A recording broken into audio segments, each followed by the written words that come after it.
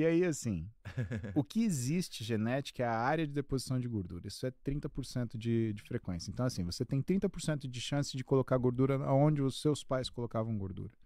Tá? Essa é a primeira coisa que a gente tem que ver. Por quê? Porque os outros 70%, eles são ambiente. Uhum. E é muito importante, é uma coisa que, cara, eu falo há muito tempo. E hoje começaram a sair artigos mostrando isso, né? Ou dando a entender que isso daí de fato é uma verdade. Porque eu tinha a minha experiência e eu olhava o que eram os exames de sangue da pessoa e fazia avaliação física. De todos os pacientes sou eu que faço. Eu Muito legal isso. não delego, não faço isso daí, sou eu, faço e não é máquina. Uhum. É dobra, porque eu meço dobra de pele por dobra de pele para ver como é que tá essa pessoa. Porque assim, por mais que o percentual de gordura ele seja uma coisa que não te diga do seu visual, né? Então, se eu colocar para você 1.000 pessoas com 12% de gordura, você vai ver pessoas que têm, parece que estão gordinhas, você vai ver pessoas que estão super secas. Não existe uma associação entre o percentual de gordura e a forma física da pessoa. Não existe. Que loucura, hein? Isso é individual. E naquele peso, se a pessoa ganhar músculo, já muda. Se ela perder músculo, já muda. Então, o percentual de gordura ele também depende da muscularidade da pessoa. Com 60 quilos de músculo é uma muscularidade, com 50 é outra. Aí o percentual de gordura é maior ou menor, sim, aparentando uma coisa. Então, vamos lá. Bom, quando você tem essa condição ambiental, isso quer dizer que algumas coisas que você faz na sua rotina ou formas que o seu organismo funciona por conta das coisas que você faz na sua rotina, provocam deposição de gordura em determinados lugares. Tá? Então vamos falar de um homem, por exemplo, que ele tem uma testosterona no nível bom, só que ele resolve parar de comer. Vou emagrecer na raça. Quantas vezes você já escutou? Eu dei uma secada boa aqui no peito, no ombro, mas sobrou essa barriguinha. Várias vezes, claro. E por que isso acontece? Porque é uma área que a gente perde gordura por último, mas principalmente quando a gente coloca restrições muito agressivas, você modifica o funcionamento da sua suprarrenal e você modifica o funcionamento da sua tireoide. Existem duas coisas. Como tem carência de energia, você não emagrece, você desnutre. Por isso que a gente fala para seguir o nutricionista, porque o nutricionista ele está fazendo um processo de emagrecimento e as pessoas elas entram numa situação de desnutrição. Isso é completamente diferente, Fabrício. Não tem nada a ver. Entendi. Tá? E quando a pessoa entra num processo de desnutrição consciente, auto-infligida, o que acontece então? O nível de corticoide, porque quando você cria um estímulo nocivo para o corpo, que é a falta de energia, a suprarrenal responde aumentando a produção de cortisol. Por que é o hormônio do estresse? Você já parou para pensar? Por que a gente libera ele no estresse? Porque ele ajuda a nossa cabeça a funcionar. O cortisol é neurotrófico. Então você está numa falta de energia, você está bobão, aí chega uma hora que dá um estalo que parece que liga as coisas. Isso é só suprarrenal produzindo cortisol. Só que o cortisol, ele inibe a função da tireoide, então rebaixa a função tiroidiana. E como a gente tem muito receptor tiroidiano no tecido subcutâneo da barriga e tem muito receptor de corticoide no tecido visceral abdominal, você não está, na verdade, emagrecendo. Você está tirando gordura de outras áreas, porque existe lipólise. Então, o adipócito das costas, por exemplo, ele começa a soltar gordura. Só que o adipócito da barriga começa a pegar. Por quê? Porque ele está estimulado pelo receptor de cortisol. Como muitas vezes existe um desequilíbrio entre o que é a função da suprarrenal que está aumentando e a tireoide que está caindo por conta do efeito estresse, principalmente em homens, você tem gordura abdominal visceral. Quando você tem uma função contrária na mulher, por exemplo, e que você tem um nível de estradiol alto, o que vai acontecer? Você vai preferencialmente colocar essa gordura na tecido celular subcutâneo, né, que fica na barriga, ou seja, debaixo da pele, e não visceral. Porque aí o que você tem é uma deposição de gordura feminina ou masculina. E por isso que a mulher, por exemplo, quando chega na menopausa, ela engorda diferente do que ela engordava quando era mocinha. Quando ela passa da menopausa, ela engorda mais diferente ainda e consegue segurar a massa muscular de outro jeito que não quando ela era mocinha. Porque essas variações de estradiol, o hormônio principal feminino, uma das coisas que ele determina é como você coloca essa gordura. Tu falou agora da menopausa, eu achei legal isso, eu queria falar sobre isso também, que eu não sei explicar, óbvio que não, né, mas a menopausa da mulher, tu acha que é necessário a mulher fazer uma reposição hormonal?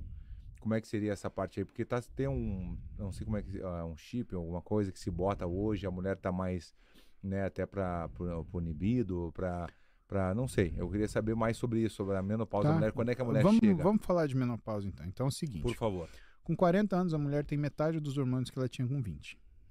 E ela começa a sentir essa diferença, tá? O hormônio feminino, então, se é reposição hormonal, é hormônio feminino. É. Não existe reposição hormonal de testosterona exclusiva. Aí você não está fazendo reposição hormonal, você está dando um androgênio, Entendi. porque a mulher tem alguma questão que precisa usar o androgênio. Mas reposição hormonal, né, feminina, ela é baseada em progesterona e estradiol, tá bom? O estradiol ele é um hormônio que, tanto para homens quanto para mulheres, ele é importante para o homem também, tá? Ele confere melhora da cognição, controle dos lípides, ou seja, seu colesterol, melhora do que é a sua densidade mineral óssea, porque é o estradiol que produz, né, entre aspas, ele é responsável pela manutenção de uma molécula chamada osteoprotegerina, que impede que o osso ele seja consumido muito rapidamente.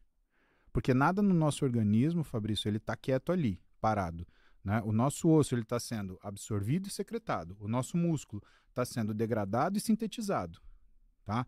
Tudo assim. O que acontece é que na nossa velhice, ou quando caminhamos para a velhice, a degradação tende a ser mais rápida do que a síntese. Tá? Então o estradiol, uma das coisas que ele protege é o osso, de homens e de mulheres. O estradiol é responsável pela libido e o estradiol é responsável pela performance sexual. Então, por exemplo, libido baixa, no cara que está usando testosterona, pode olhar que o estradiol está baixo demais.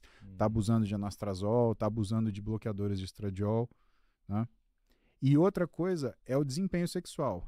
Tem muito homem que reclama, por exemplo, que ele começa a relação, mas durante a relação ele começa a ter perda de rigidez da ereção.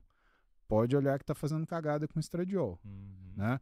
Claro que o estradiol, ele, como é um hormônio, ele tem um alvo. Né? Se você tem um hiperestrogenismo, um estradiol acima de 50 picogramas por decilitro, você vai ter efeito colateral que passa por isso. Mas o homem precisa de estradiol.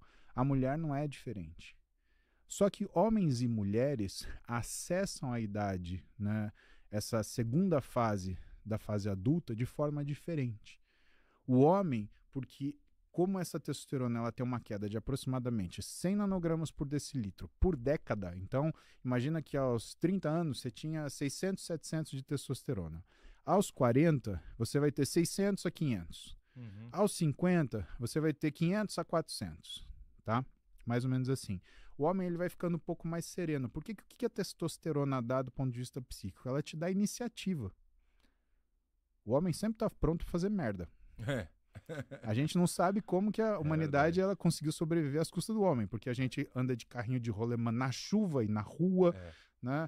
A gente brinca, né, de pular, né, buraco subindo em bambu, quer dizer, é aquela brincadeira de menino que você fala, como que esse ser, né, sobrevive, né? Tentando se matar todo santo dia. Né? Isso se matar, é verdade. E de certa forma isso é testosterona, né? E a mulher, ela tem uma modificação do que a proporção de androgênios e estrogênios. A suprarrenal, que produz o cortisol, também produz, na zona reticular, androgênios. Então ela produz androstenedione, ela produz DHEA, e isso compõe o pool de androgênios para ela, compõe a testosterona dela, junta com a testosterona, com o DHT, androstenedione, DHEA. Então quando você soma os androgênios, a mulher continua aquilo mais ou menos normal, mas o estradiol cai com a idade. Só que chega uma hora onde essa proporção ela fica muito próxima e ela começa a pensar como homem. Ela começa a agir como homem, ela fica um pouco mais irritada, mais impaciente, menos meditativa, tem menos serenidade para resolver as coisas. E isso é um comportamento que ela está começando a acessar o que é a vida de um homem. Claro que a gente tem 40 anos, a gente vive com a testosterona alta há 40 anos, então não, a gente aprendeu. Não é verdade, não é a gente. É tu que tô com 50. Não fale isso, ainda não. 46 não é 50. 46. E assim, mas gostei, muito legal o jeito que tu explica aí, é legal de entender, né? Por que essas coisas acontecem com a mulher?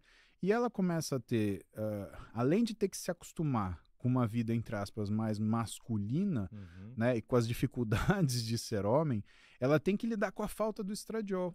da cognição que ela está acostumada, da memória que ela está acostumada, da função sexual que ela está acostumada. E, cara, a função sexual feminina é que a gente olha para o homem e você fala assim, o pênis é a ereção, né? Então é uma coisa visual. Agora, você não sabe como é que é o entumecimento dos órgãos sexuais femininos.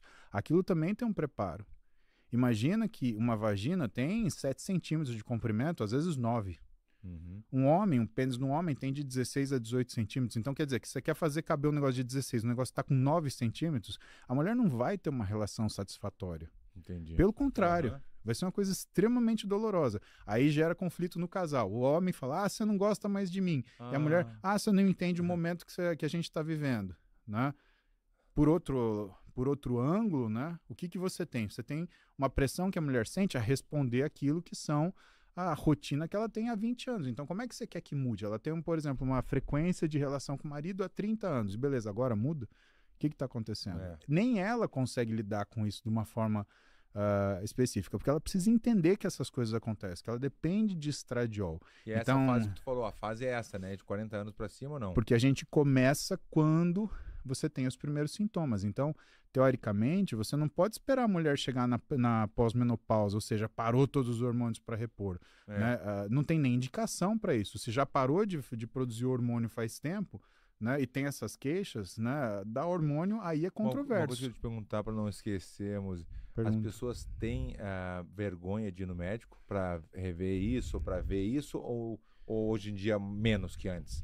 Cara, os homens e mulheres, eu digo. Eu tenho um viés importante, né, que é um consultório de medicina esportiva. Então são pessoas que estão preocupadas com o físico e, por sinal, também estão preocupados com o bem-estar. Mas eu acredito que isso sempre vai ser um assunto que gera vergonha. A pessoa não vai querer falar disso, né? Eu imagino que tem uma série de homens que sofrem com um desempenho sexual abaixo daquilo que eles estão acostumados, assim como mulheres têm essa mesma sensação, e que isso, eu não tenho dúvida nenhuma, que gera cobranças entre casais. Né? A mulher acha que o sujeito está traindo ela, porque onde já se viu? Ele não tem interesse por mim. Um homem acha que a mulher não gosta mais dele, porque ela não quer mais chegar perto dele. Cara, não é. É uma questão séria. E o problema é que, assim, a questão do hormônio, ela foi tão discutida e debatida para funções que não competem ao hormônio, porque você não vai virar um Mr. Olímpia enchendo a cara do testosterona. Né? Mas, sei lá, entendi. O Mr. Olímpia fulano de tal tomou. Beleza, não tô negando isso, mas se é ele... não nada a ver. Você fez o que ele fez? Você faz o que ele fez? Você pensa em se dedicar ao que ele se dedica? Porque você me diz, se você está afim de treinar musculação 2 horas, 2 horas e meia por dia, fazer mais 2, 3 horas de aeróbico por dia, pode ser que para você isso alguma hora seja eficiente. E nem porque você vai tomar e ter alguma coisa. Porque se você treinar 5 horas por dia, meu amigo, teus hormônios vão cair no pé. Porque não tem sistema endócrino que aguente 5 horas de treino por dia. E aí você não está dando uma coisa para você ficar sobre normal. Você está tomando alguma coisa para chegar no normal, porque você se arrebentou, você usou tudo que é recurso que você tem.